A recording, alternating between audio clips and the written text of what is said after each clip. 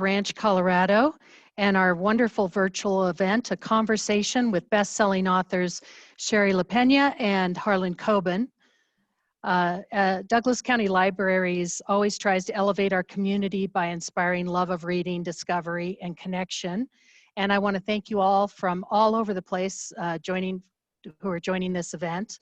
We are going to have everyone mute their audio and their video during this so we can go to speaker view and see our authors and hear them well.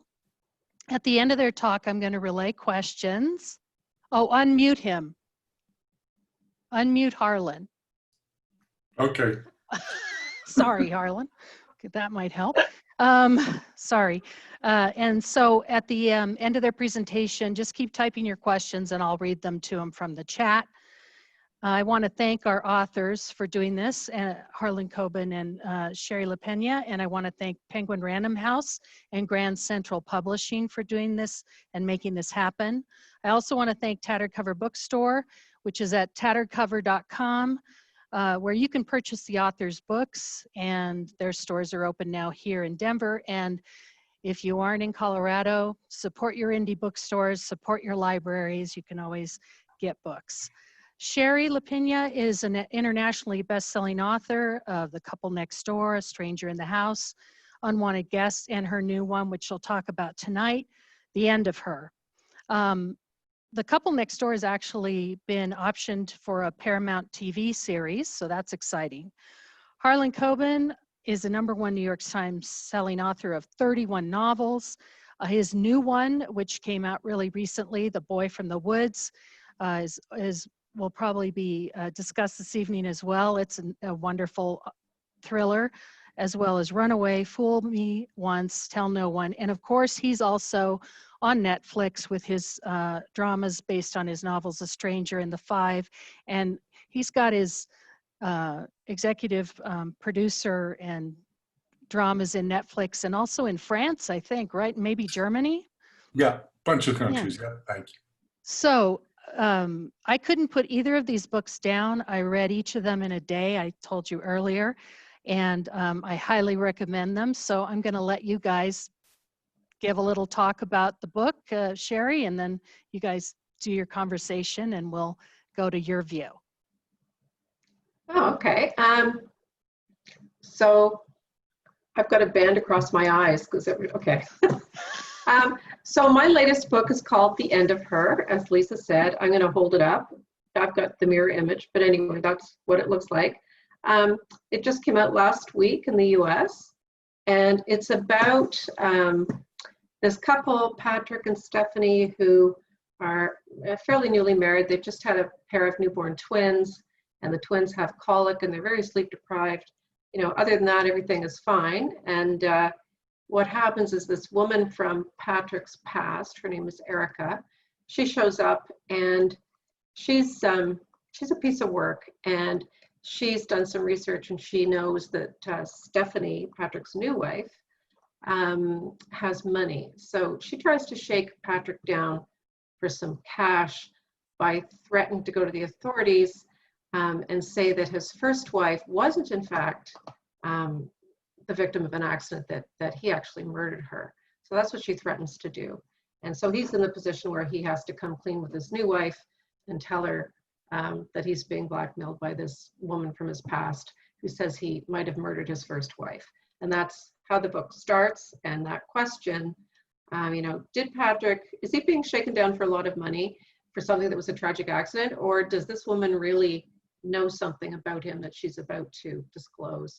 And so poor Stephanie is living in a nightmarish fog of sleep deprivation and learning all sorts of things she doesn't want to know. So all through the book, you really don't know what to think of Patrick. You know, did his wife die in an accident or was it murder? So that's basically the crux of The End of Her. And there's lots of twists and turns and unexpected reveals and so on, kind of like Harlan's books. Always a lot going on, and you know, stuff coming from the past and lots of reveals and twists, and yeah. So that's what it's really about. All right, Lisa, you just want me to take over and I'll start interviewing Shari, is that okay? All right, you're muted, so. Hi, everybody. Shari, first of all, is it Lapena or Lapena? Lapena. Lapena. So I'm picturing the little thingy above the N. Yeah, the little tilde, but I had to take it off because the computers never do it right. So it turns out to be a Q, and then yeah. So I had to And take we it off. don't. This is the first time we've actually met or spoken, I should say, for any length of time. Am I correct in that? Yeah, we've met at the the parties. at But the quick hellos at the events. But yeah. so we're going to have you guys just sort of listen in. I got a lot of sort of things I want to know about Shari's book. I already finished the end of her in one sitting. It was by the pool. You can kind of see the damage done.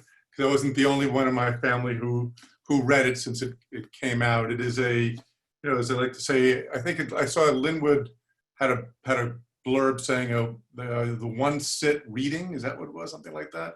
Is that what he said in the books? A one sit read, I think he called it. Yeah, one sit read, and I think that's apropos. So let's go to some basics first of all. We're starting the end of her. What's the first seed? What's the thing that gets you started on writing the book? When I like to start me writing it? Yeah, like what was the initial, it's a corny way of asking the question we all usually pretend we dread, the where do you get your ideas question. So, but I'm at like, okay, so you're going to write a novel, you're sitting around, you're trying to think of an idea. What's the first little thing you notice, or the first seed that starts to lead to the book? That's easy for this one because I know exactly what it was. And yeah, that's how I always start my books. I always start with a germinating idea, something that grabs me. So I was on the internet one day, just scrolling around for an idea, the way we do. And I came across a news story that was in the United States, I think somewhere in New England. And it was about a man who, there had been a big snowstorm, and there was a man who was shoveling out his car. It was buried in snow, and his wife and child were outside waiting and playing in the snow, and they got cold and they got inside the running car. And unbeknownst to the man shoveling out the car, the tailpipe was blocked with snow.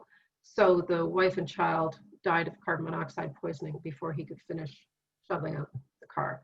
So that was, ruled an accident. It was a terrible, tragic thing.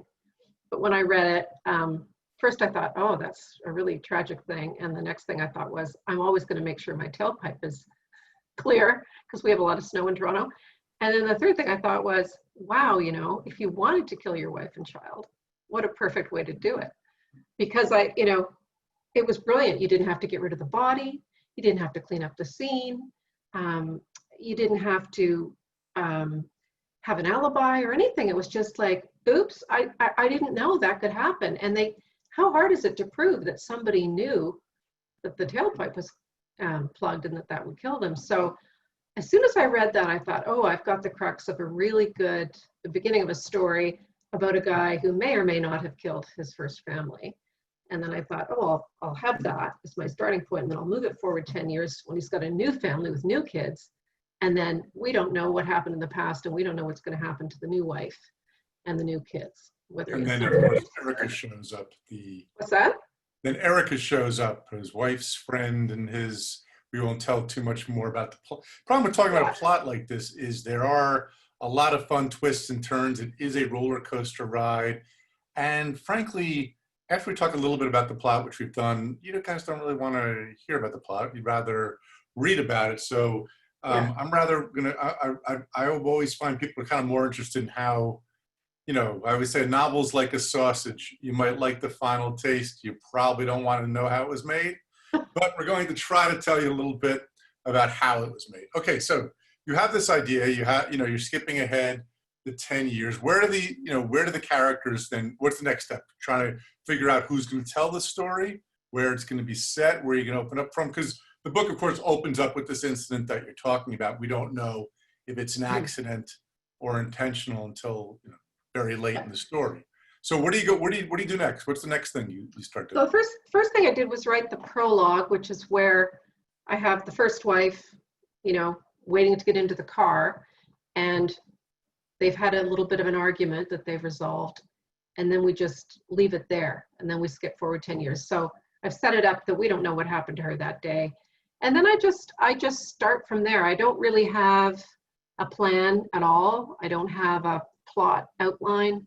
I don't really have my characters figured out. I knew I would have the husband, and I knew he would have a new wife, and I knew right off the bat that they would have newborn twins with colic, because I wanted her to be very sort of off balance, you know, very overtired, not thinking clearly, very emotional.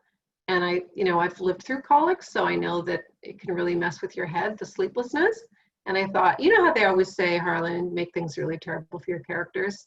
Yeah. So the only thing worse than having a child with colic is having 2 children with colic. So I gave her twins, and I thought, you know, nobody would believe triplets. So I gave her colicky twins just to start it off. And then I just, I had Erica come into his workplace to pretend to look for a job. And that threw him off balance, because she pretended to not know who he was. And anyway, the whole thing is she's always throwing him onto his back foot, and she's always running things. And she's a manipulative, cold, very clever person who does what's good for her. So he's always, you know, on the wrong foot and trying to react to what she's doing. I think she's a little more clever than he is, frankly. So anyway, the whole book is like that, where she's sort of got the upper hand. And then she does the same thing with Stephanie. And as the book goes on, I didn't think there was enough going on with that story. So I had to add a couple of what I would call subplots, where there are other couples who have secrets in their past.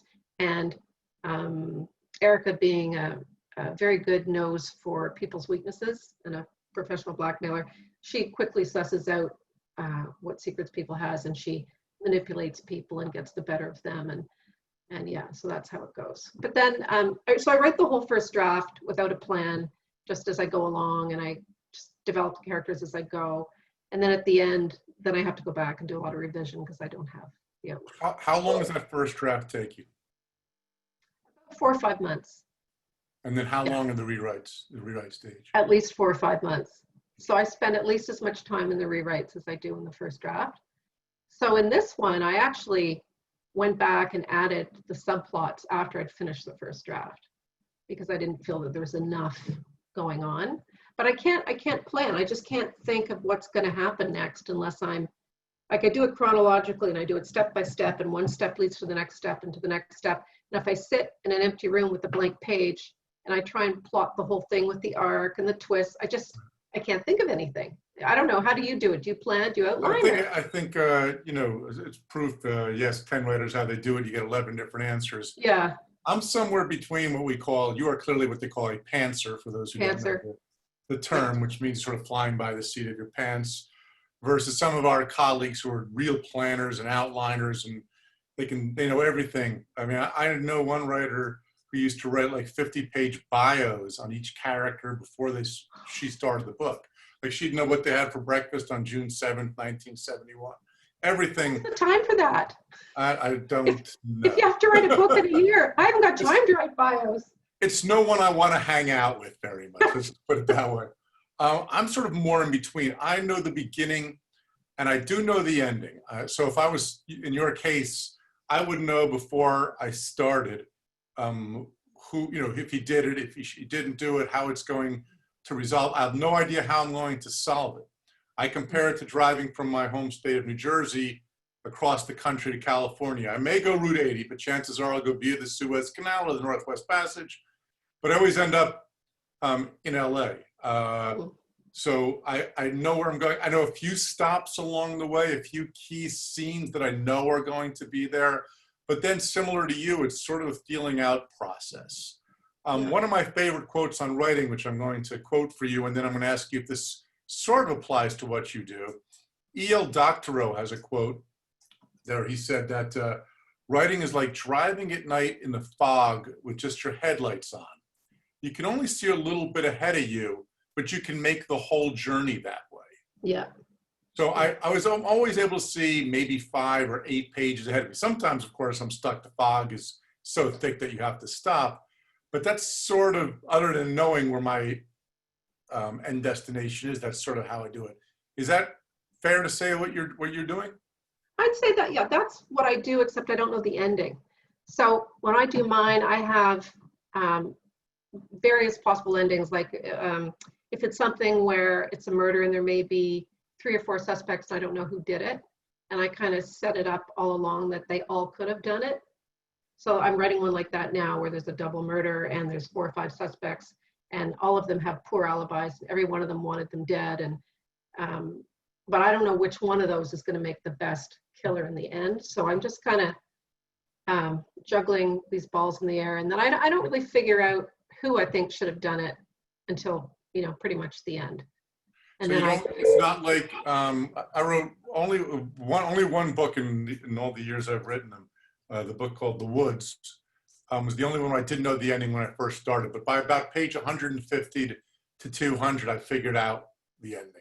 So but you're not that. You sometimes, if it's a 400-page book, you could be on page 320 and still not know who's going to be or how it happened or some of the key elements. Like for The End of Her, the big question was, did he murder his first wife or not? And it took me until, you know, I would say at least 3/4, maybe farther, to come up with a decision on So you didn't but the 3/4 mark where I decided which way it was going to go. But up till then, I wasn't sure. Interesting. Yeah. Okay, so let's go back a little bit with your career. Your break, what we call, we all hope to have. You and I have been lucky enough to have it. What they call the breakout book, the book that changes your life overnight. In your case, it would be The Couple Next Door, which I think came out in 2016. Is that right? That's right. Yep. Yeah. So, how did that change your life? Forgetting books for a second. When did you realize it was breaking out, and how did it change your life? Well, it changed my life significantly because up until then, I'd been writing literary fiction, specifically comedies, comedic literary fiction, which in Canada gets a print run of about 2,000, and you make about $500. And it really, I was with a small press. You get absolutely no attention, very few sales. Nothing really happens. And I'd always wanted to write thrillers because that's what I've always read. And that's when I was a kid, I always wanted to write thrillers. But I knew I couldn't plot. So I couldn't, I thought I couldn't write thrillers because I couldn't plot. So when I started writing literary fiction, I just started with an idea and a guy, and I just meandered along and it all came together at the end. But, you know, I thought for thrillers, I would have to have a much better understanding of where it was going and so on. And I didn't think I could do it. So I actually, I had written a 3rd literary novel and I wasn't getting very far with it with my agent. So I put it away and I thought, I'm going to write a thriller in secret and I'm just going to not tell my agent or anybody what I'm doing. Actually, my agent at the time said, you know, you should write a thriller. And I said, I'd love to, I just don't know how. And then I went off and I thought, I'm going to go write a thriller. I'm just not going to tell him. So I wrote this thriller and I didn't tell my husband or anybody because I honestly didn't think I'd be Not even your husband. I didn't tell him either. I was supposed to be looking for a job, Harlan. Oh. The kids were getting older and it was time for me to, you know, maybe start thinking about getting work. I'd been home with the babies, you know, for, I don't know, 16 years, writing literary fiction with the kids, and they were getting older and, you know, high school, and it was time for me to, you know, make something of my writing career or get a job. So anyway, I started writing this thriller just because I had this great idea about, you know, a couple who, I live in a detached to semi-detached house. So we have, you know, people on the other side.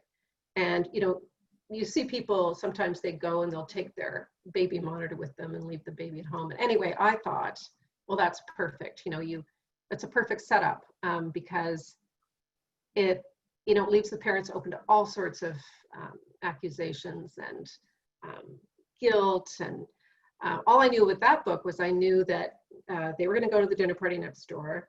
And I knew the mom had postpartum depression. I always give the mom a big problem. You know, I don't know a lot about the dad, but I know I will say the most terrifying part of the book is the colicky kids, twins. That was, to me, having 4 kids of my own, That was the part that was the biggest nightmare. Eric was a nightmare. And some of the murders or scenes, but that was the most terrifying thing to me, would be having colicky twins. Twins. Yeah, it's hell having even one. So anyway, I started with this idea and I thought, oh, you know, I'll go in with that. And all I knew was that they would go next door to dinner, and when they came back, the baby would be gone. And then I just started from there. And I wrote that one in 6 months. And when I was finished, I was surprised when it all, you know, came together and it had an ending. The ending was changed though when it was published. Like I took the book, and I had this literary agent, but I wasn't happy with them. And I thought, no, I'm going to go to a thriller agent, because the literary agents in Canada, they really don't know very much about selling thrillers. So I thought this is pretty good. I had a lot of fun writing. It was really fast paced, and all I knew was I wanted to write a page turner. That's what I wanted to do. And so I sent it off to this agent that it was Linwood Barclay's agent, Helen Heller. And I thought, because I loved his No Time for Goodbye. So I thought, and she lives in Toronto. So I thought, I'll send it to her. And she calls me up the next morning. I sent it by email. She calls me up and she wants to meet for coffee. And I was terrified that she was just going to say, you know, your book sucks. And then my husband saying, why would she call you up for coffee if she thinks your book sucks? So anyway, we got together, we had coffee. She signed me right there. She said she was going to New York later next week, and she would bring a sample to show around. And I thought, okay, that all sounds very good. But I had come from another literary agency that had told me, oh, this book is going to sell in New York for a lot of money. And I had heard all this before. And so at this point, I told my husband when I sent it out that I had written a thriller, and he was surprised. And anyway, she phoned me from New York a few days later, and I've told this story before, I was making supper in the kitchen, and she phones me up, she goes, hi, it's Helen. And I said, Helen who?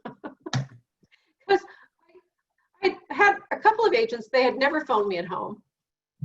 And I honestly never expected to hear from her, because, you know, they never call you. Right. I realized in the thriller world, it's very different from what it's like in the literary world. So anyway, she said, lots and lots of offers, you know, lots of people interested. Then there was not lots of offers, lots of interest, and then a preempt. So it went to Viking. And then after that, it was that's when I knew it was going to do something, because up till that point, I just thought, oh yeah, they all say they're going to take it to New York and sell it for a lot of money. And I never believed them. But, you know, she did what she said she was going to do. And then it sold in lots and lots of countries, and it just really took off. And of course, I never went back to the literary stuff. And you know, I love the fact that I can write a thriller without planning. You know, it was really hard with the second one, because I got second bookitis, and you know, the publishers were all very keen to know what it was going to be about. And I couldn't say, because I didn't know. So there was some false steps on book number 2, but after that, it's been fine. I just do my normal procedure. But it did change my life. I no longer had to look for a job. And yeah, we've just started traveling a lot, and it's been great. I love it. I like it. There's nothing better than being a thriller writer. Like, you know, it's just a fun job, and you get to travel around, you get to meet your readers, you get to read a lot, you know. Even when you're reading a thriller, you get to say to the kids, I'm working. So it's great. It's fantastic. Remember, I mean, I used to be a lawyer, so that was awful. Yeah, being a thriller writer is the best job I ever had by far. Yeah, so, no, I almost went to law school, so I always thank goodness I escaped that fate. It's tough actually being home while your baby goes out. My book, The Boy from the Woods, came out on March 17th, which is literally as we were closing down. I mean, that was literally the week that people were first closing down, and about a week before I had canceled the tour. Seeing my wife being a pediatrician, I think we saw this a little bit in working for Columbia New York Presbyterian Hospital, which was really the epicenter in the beginning. But I was, you know, I get disappointed. I really love, I don't like the traveling part of touring. I always quote John Fogelberg, who's saying, the audience is heavenly, but the traveling is hell. Same thing, does it not feel the same like a release, that you're not able to go out and meet readers and can't be in person at the tattered covers. You know, Do you feel? I miss the travel because it's still fairly new to me. I mean, you've been at this a lot longer than I have. I've only been doing this this would have been my 5th summer. So I really enjoy it, although the traveling is very tiring and it keeps you from writing your next book, which is a problem. Right. But yeah, I like the traveling and meeting people, but I can see in the future how we're all going to do probably considerably less, even when this is over. I hope that's not the case, but it probably is the case. Are you writing okay during COVID? Are you able to, during this lockdown, are you keeping a normal schedule? Are you a little worse, a little better? You know what, right at the beginning of March, like early March, same as you, my daughter was sent home from McGill to work from home, like remotely. And, my husband started working from home and everybody was in the house and it was very distracting. And the first month, March felt like, a whole year to me. Right. And I had trouble even reading, and I wasn't writing much. I was revising, or I was just finishing up revisions. So it wasn't too bad, but I'm back to it now. I've sort of got a new routine going and I'm working on my new book, but I don't know. How about you? It's very distracting if your wife's a doctor. Yeah, the same. It was hard in the beginning. I was lucky that I was maybe halfway or 2/3 through a book. And I really I focused on it hard and I've gotten it finished by now. So Yeah. that really helped. And the TV stuff is different where you sort of have to do it. It's almost like having a real job. So if they send you a script you have to look at or a tape or, audition tape or casting or whatever, I can't, do it right away because it's sitting there. It's not like looking at a blank page, which is the hardest part of being a writer is the first word's the hardest, the second word's the second hardest, third word, whatever. So, but if somebody sends me a script in the mail, it's the rewrite on episode 3, blah, blah, blah, or outlining it, or working with other people, which is a very different muscle, I'm able to do that pretty quickly. And that doesn't seem to much affect. I also had a lot of trouble reading in the beginning. I really noticed that. Yeah. It seems like everybody had this kind of trying to concentrate for long periods of time. I'm always somebody who's trying to kick people's ass to get them to write. And I was trying to help with that in the beginning for people who wanted to write. But very quickly, I'm realizing, don't beat yourself up. This is we're living through a pandemic.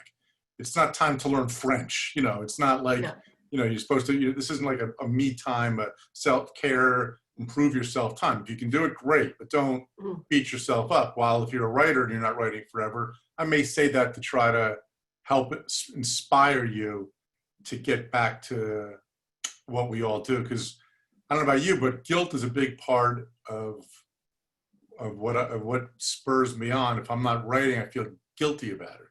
That I feel like I'm wasting my time. Do you get that? I feel I have to be productive. If I'm not productive, I feel guilty.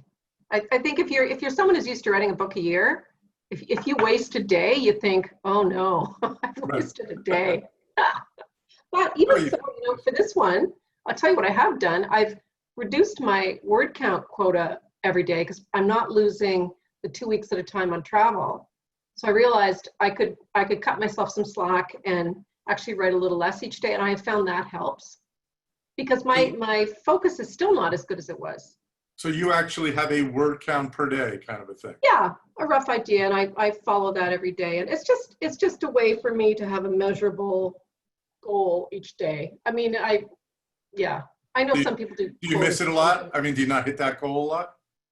Oh, I always hit that goal. Always? Well, okay, not always. Okay, the odd day I might not, but I'll go over another day, or it's not written in stone, and I miss days because I have events or whatever. But I find if I miss, a couple of days or 3 days in a row, then it's just so hard to get back into it because I don't know where I'm going. So I have to go back and reread everything and get in the mood and get back into that, So I have reduced how much I need to do each day just to sort of cut myself some slack because it's still hard to focus.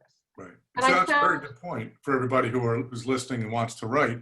The idea of keeping momentum. If Yeah. you have momentum in writing, you really want to try to keep it. If you take a few days off, if you don't think about it for a few days, right, you are losing that momentum. It's like another thing that I think that ruins momentum is when people actually talk too much about what they're writing. I'll meet somebody who wants to be a writer at a conference, and they're like, "Oh, I'm writing a book, and here's what it's about." And it's almost like I see the balloon, and the air is going out. So I'm just starting a new book. I'm dying to tell you what that new book is about, but the only way I'll get that satisfaction is to actually write it, and you'll read it. I won't allow myself the satisfaction, because telling people what it is about gives me just a little bit of satisfaction. It's a little bit of letting that air out of that balloon. Would you agree with that? Are you similar, Shari? Completely agree. Like, I don't like to talk about what I'm writing because it just sucks the energy out of it. It completely. So this is what I found when I was writing my first book to contract, which was my second book, because the first one was finished when they bought it. But when I was writing the second one, what I found so difficult was, partly people following the first couple next door. There's a lot of attention on the book, but it was the amount of interest from all the publishers and the agent and everybody. Well, what's it about, and what's happening next, and what's going to happen next, and are you going to go this way, or are you going to go that way, are you going to? And I'm like, oh, it just killed it for me. I don't like when people suggest how a book should go, or if it just shuts my ideas down, or if they want me to tell them all about it. So, because, well, I don't know really. But if I tell them, like, I'm halfway through my next one right now, but if I go tell people about it, like, nobody knows really what's going on in them but me, because I don't know, it just kills it for me. I don't know why, it just kills it for me. I lose interest. When you signed The Couple Next Door with Viking, right? You're with Viking. Yeah. So my old buddy Brian Tart was probably. Oh, I love Brian Tart. Yes. Brian was my publisher for many years, and then he moved from Dutton to Viking, which is inside the same house. But he's still a very dear friend, and I credit him with a lot of great things that happened in my career, and he's one of my very, very favorite people. But my guess is he was wise enough to sign you to more than one book. Right? He was, yes. Okay. Yeah. So that helps. I mean, one of the things that I got lucky with when I had my breakout book, which was Tell No One, was that when it broke out, Gone for Good, the book after it, was done, completed. I just and my advice always to when I see something like what happened with A Couple Next Door, or Dan Brown's Da Vinci Code, or Gone Girl, whatever it is, when you start seeing that momentum start hitting, is I'm trying to always tell the author, try not to pay too much attention to it right now, and try to get as much as you can of the next one done, because, like it or not, success will mess with your head a little bit. Did you have any of that? Did success mess with your head at all? Well, it was, yeah. It was tricky for me because I finished my book in October, and I gave it to Helen Haller, and she sold it in November, and it came out the following July. It was very short. It was a very short timeline to get it out. Like, from the time they looked at it to the time it came out, it was 6 months. So, and I was so busy with those revisions and getting out. So then the book was out, and I had to start a new book. I didn't have a second book in the can already when that one came out. I had to start then, during all the promotion and all the distractions. Which is exciting and fun.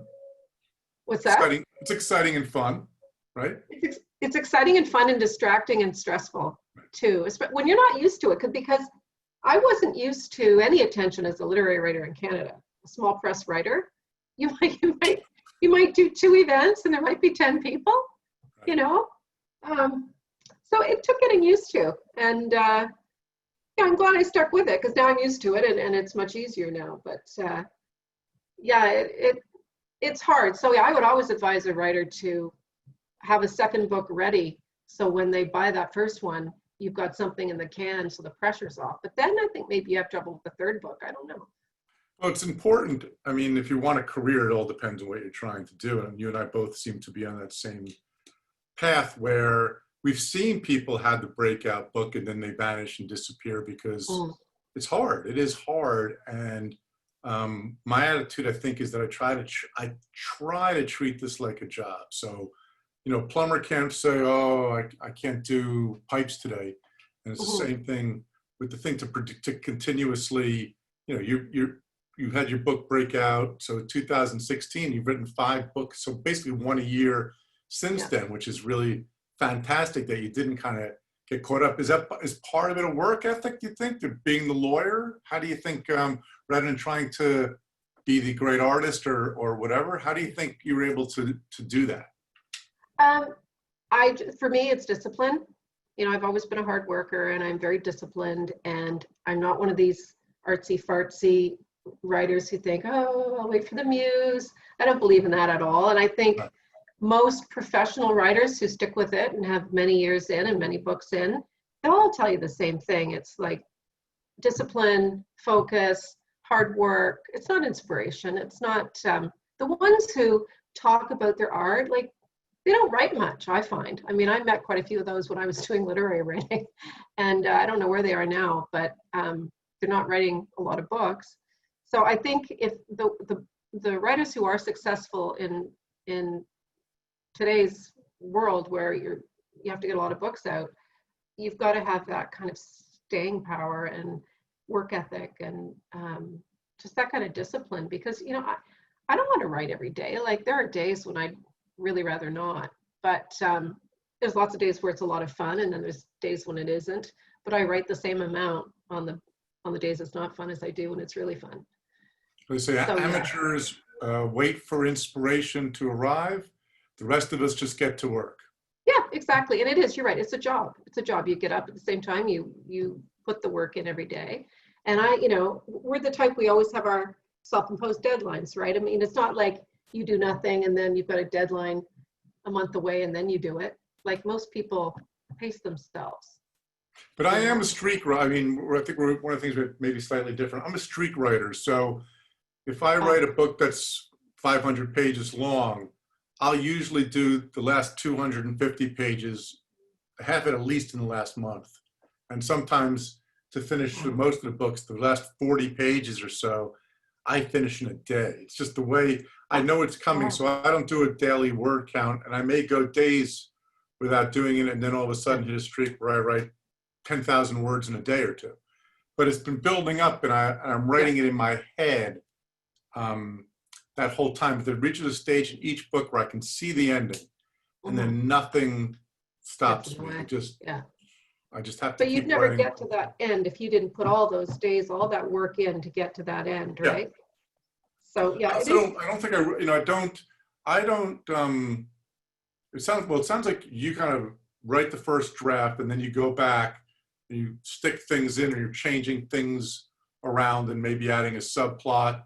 And as you realize who did it, I write more like in a straight line. I never will skip to another chapter. I usually start the day though by going back and rereading what I wrote the day before to sort of get a running start. Yeah, I do the same thing. Yeah, that is rewriting in a sense. So sometimes, depending on the book, with a lot of times I'll write some notes on paper, and then I'll put it on the computer.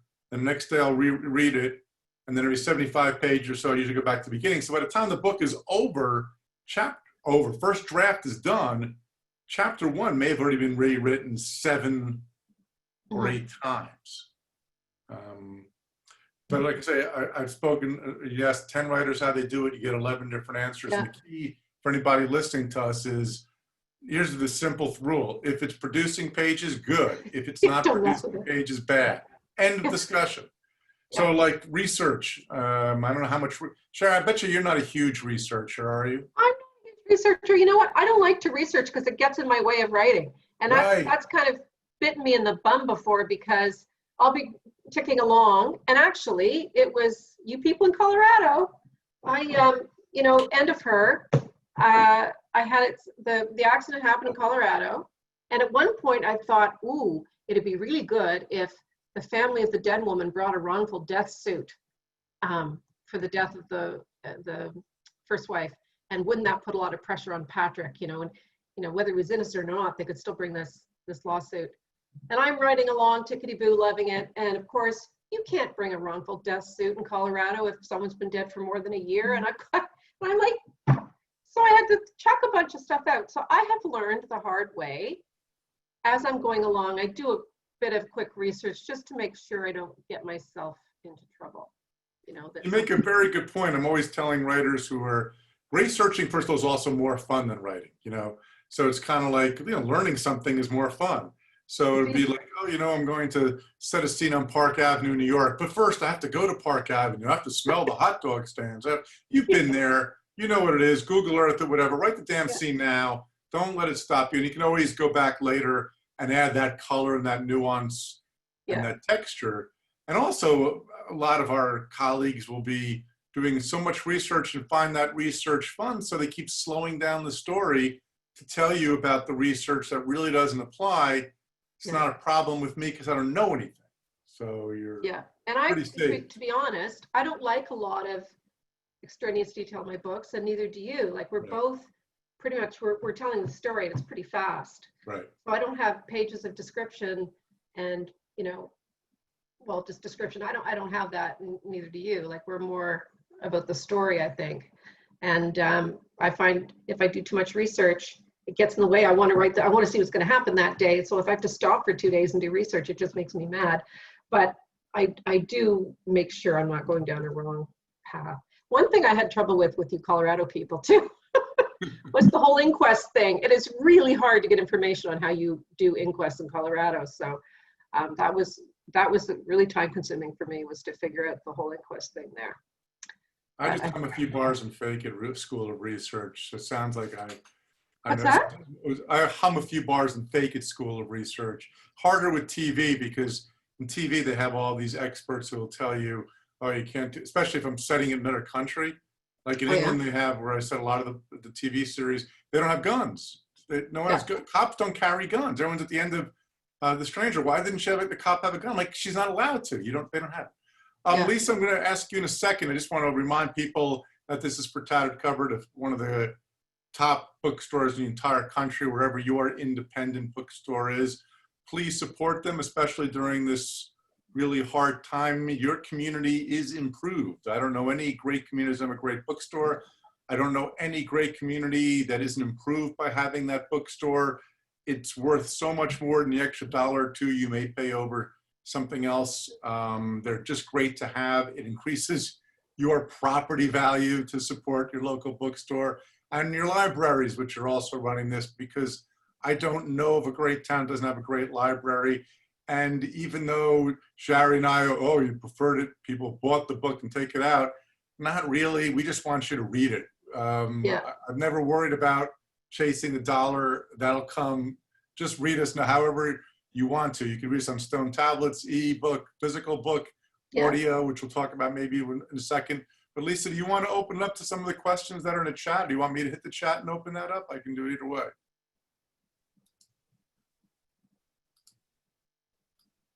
Someone just wrote, "That's right, Coben, you're old." Thanks. Thank you very much. You're old. That in the chat. You've answered a lot of the questions that have come out. Just trying to see But what we let's have see here. Feel free to throw some questions. Valerie wanted to know, what are some of the books on your bookshelf, Shari, and also how do you organize them behind you? Oh, that's hilarious, because you'll see they're not organized at all. There's a lot of thrillers here. I have, let's see, I have some Linwood Barkley, I have some Steve Kavanaugh, I have some Anthony Horowitz. I got some Harlan Coben right here. I got some Kara Hunter, J.P. Delaney. Got some Jack Reacher. We've got some Leanne Moriarty. Lots and lots of thrillers. All right. Anybody who wants to ask a question, just type it in down below, and we'll just keep talking. And if the question pops up, I wondered about if you could each tell about your first experience with libraries and the importance libraries have for you as writers, but also as readers. I'll take that one first. I grew up in Livingston, New Jersey. I was born in Newark, and right outside of Newark and Livingston. And I'm not going to be one of these, we were poor. We weren't poor, but we certainly weren't well-to-do. But when I think about it, all of the authors that I discovered up until my 30s, I would say, I read a majority of their books or discovered them at a library. I get it. It's hard to say to somebody, take a chance on a $20 hardcover of an author you don't know. It was always a great escape for me. It's always where I don't know. I'm trying to think of any author when I was younger or whatever. I remember picking out, first the Roald Dahl and the Madeleine L'Engle and the C.S. Lewis and all of the rest. I don't know any authors that don't have that kind of experience. Shari?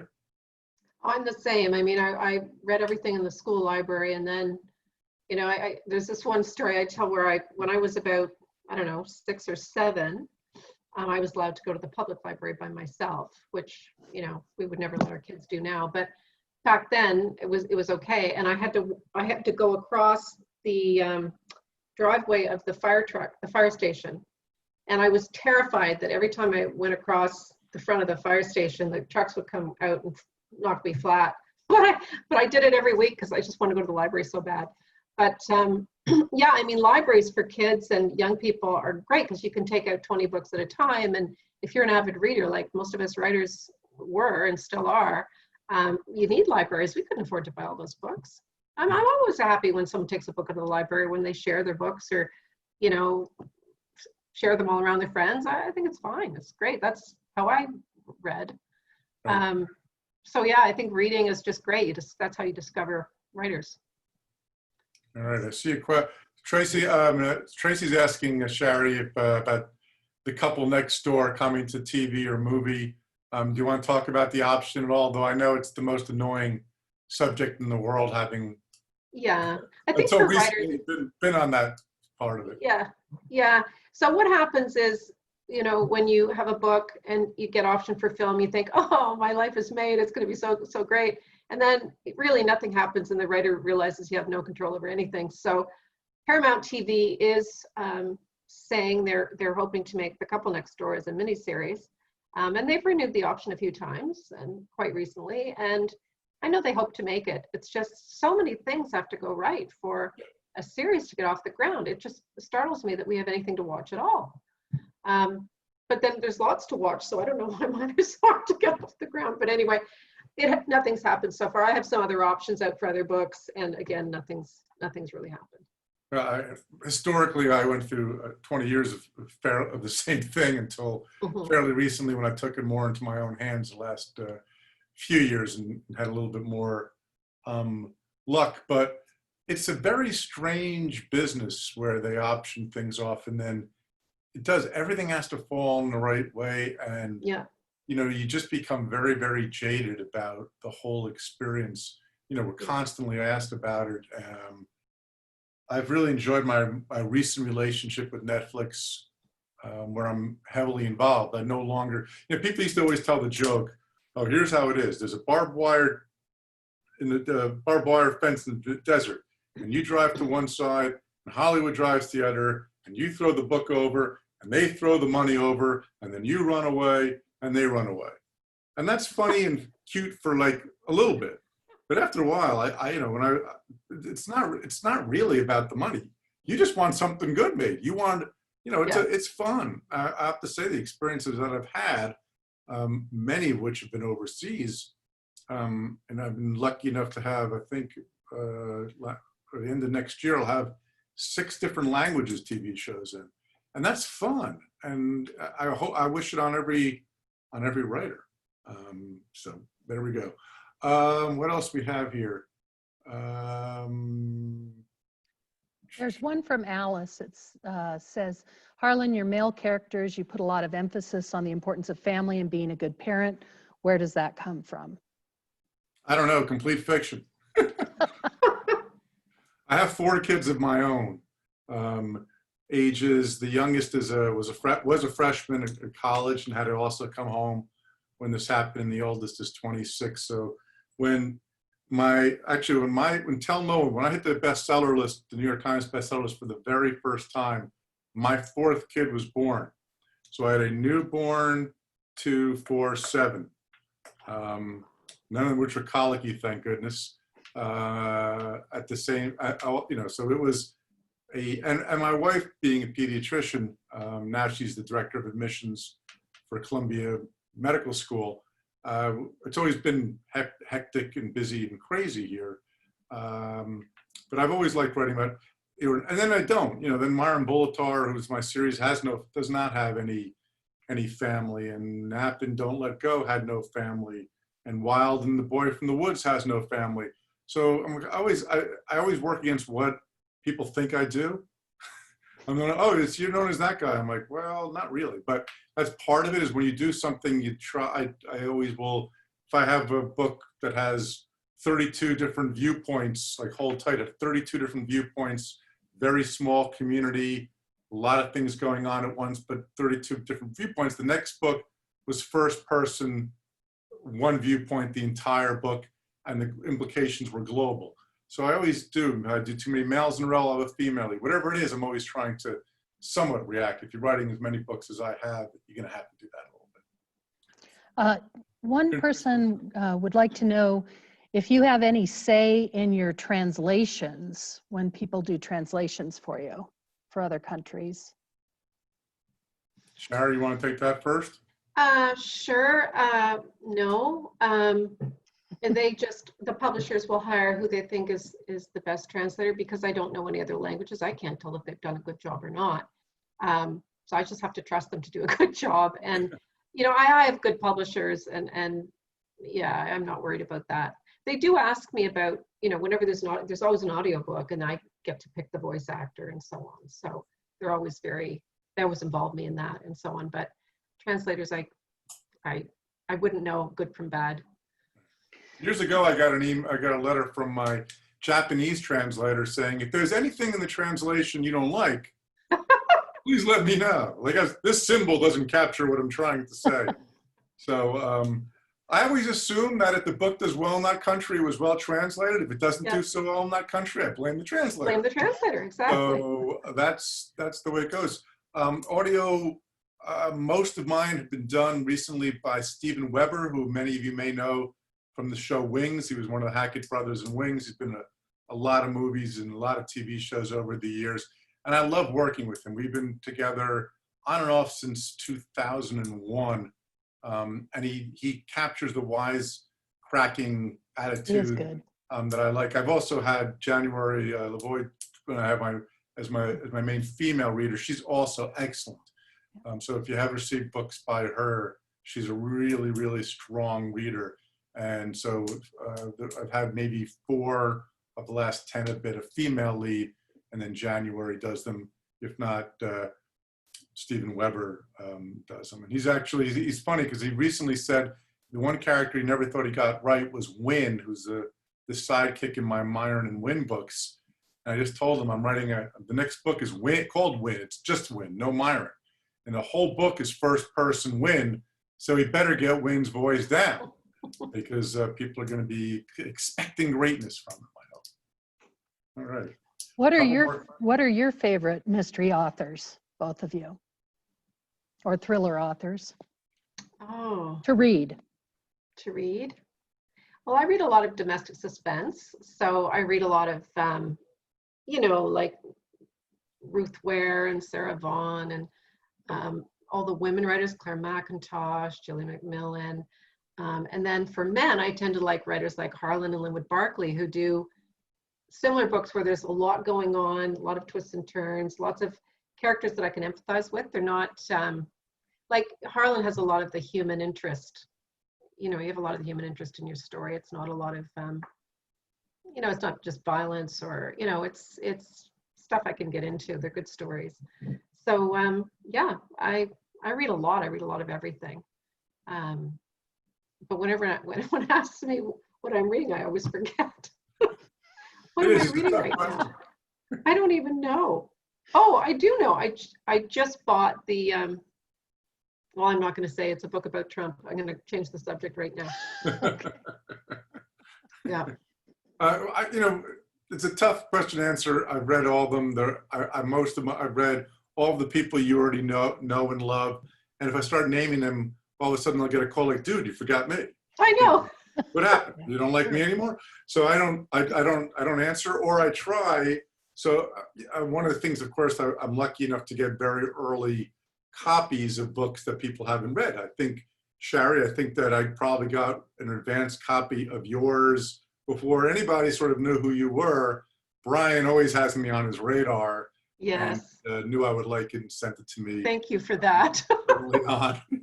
Yeah, so I love to do that. I do feel that part of my job is to send the elevator back down and to help find some of the new people.